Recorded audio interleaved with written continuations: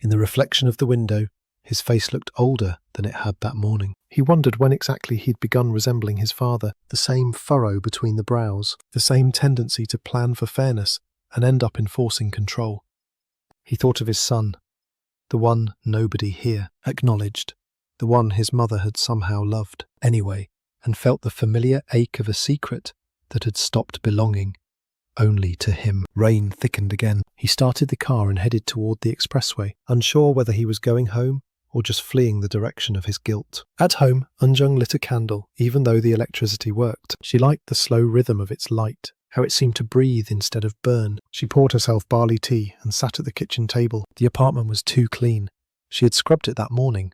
A ritual of control. Now the shine on the counter mocked her. She opened her mother's old notebook, the one full of grocery lists and phone numbers, and ran her finger along the margins. Between the pages, she found a pressed ginkgo leaf and a receipt from a hardware store dated 3 years ago. On the back, in her mother's rounded handwriting, was a note. Eunjung change light bulb in hallway. It flickers, but still works. She smiled, then cried without realizing she'd started. The tears came quietly, slipping into her mouth and making the tea taste of salt. She read the note again. It felt like instruction from more than a hallway. The phone buzzed. A message from Sujin. Can you believe him? Talking about property before the burial. Eunjung typed, erased, retyped. He's scared, she finally wrote. That's all it is. Scared of what? Came the reply. Of losing the one thing he thinks he can control. She put the phone down and let it buzz unanswered. When Sujin's next message came through, she didn't want to add to the pile of words that made nothing better. The candle burned lower, its wax pooling like melted time. Eunjung closed her eyes and tried to remember her mother's voice, not as a recording, but as a sound that lived in air, the way it used to fill a kitchen or a courtyard. She could almost hear it. Don't hate him altogether. The words came as clearly as if whispered through the walls. Maybe grief, she thought, was just memory that had forgotten. It wasn't real anymore.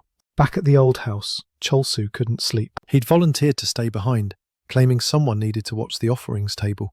Though really, he just couldn't stand being away from the place yet. The incense had burned down to its last curl. He sat cross-legged on the floor, phone in his lap. The recording of their mother's voice waited at the top of the playlist, a single tap away.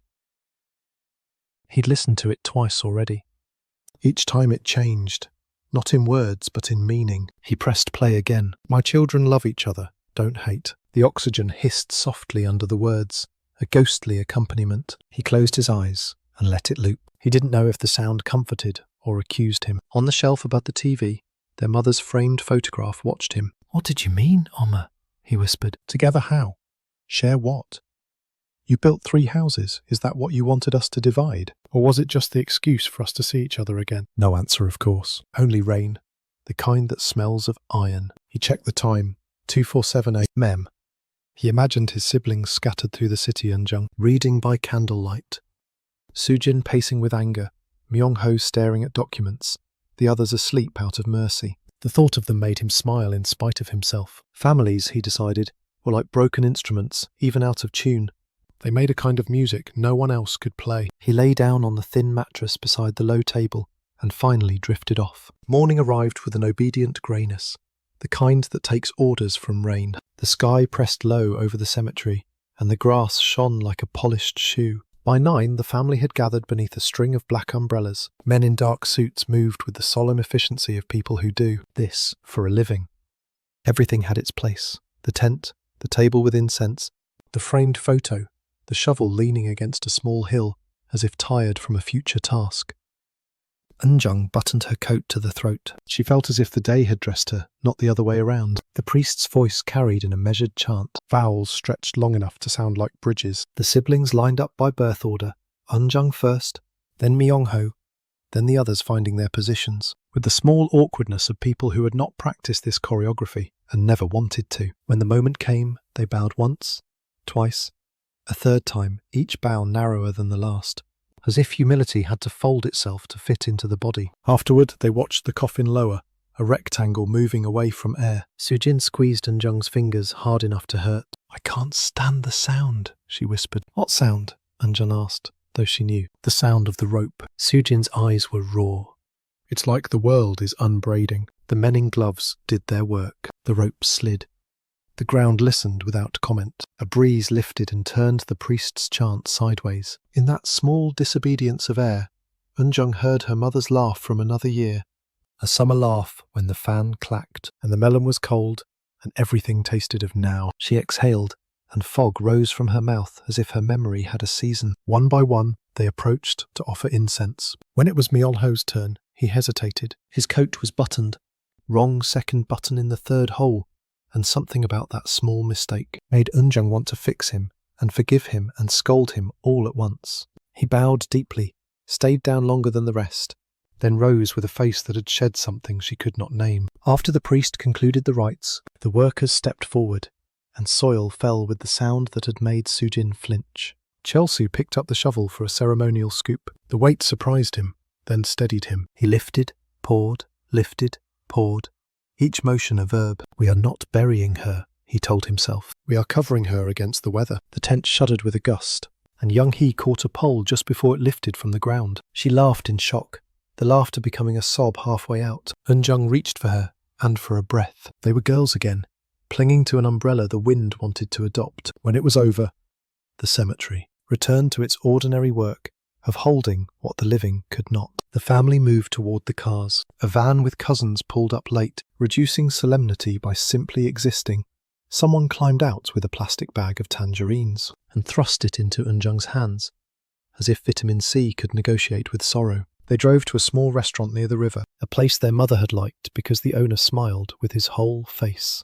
The air inside fogged the windows with comfort. Dishes arrived in a procession.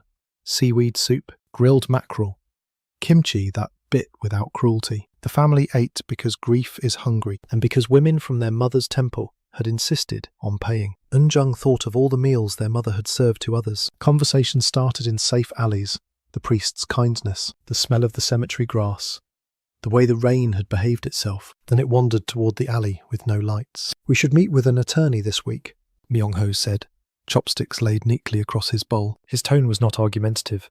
It had the flatness of a plan. Clarify title, outline tax obligations, agree on a pathway. Sujin set her spoon down too carefully. A pathway, she repeated. Where does it lead exactly? To your front door? I'm talking about process, not outcome, he said, and the lawyer in him a role he'd never been trained for, except by temperament-adjusted language, as if it were a tie. None of us wants penalties. If we act without a plan, we'll multiply problems. We already multiplied them, Young-hee said quietly, by not talking sooner, by hiding. She didn't look at him when she said the last word, but it landed in his plate anyway. Eunjung interceded. I'll go, she said. All of us should. No surprises. We bring what we have. The bank book copies, the recording, the pen, if it matters. It doesn't, Myung-ho said, too quickly, and then softened. I mean, it matters to us, but not to a judge. The judge is a person, Sujin said, unless the law has invented better people. The owner came by with a refill of soup and smiled with that whole face. Your mother, he said. And he didn't finish the sentence. Because the word had so many exits, he couldn't choose one. He patted Eunjung's shoulder and left them to their unfinished grammar.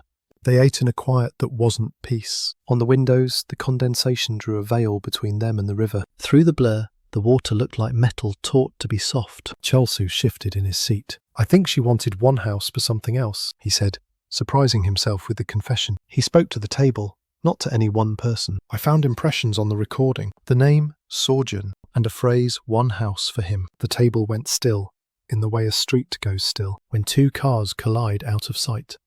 And everyone hears it anyway. Eunjung's eyes flicked to Myung-ho. He had not prepared his face for this. He reached for his cup and missed it by half an inch. Who is Sojun? Jin-guk asked, the question plain as a door. A friend, Myung-ho said. And the word made no sound when it landed, because it landed on a cushion of untruth. He cleared his throat. It's complicated. It appears very simple, Sujin said. There is a name and a house.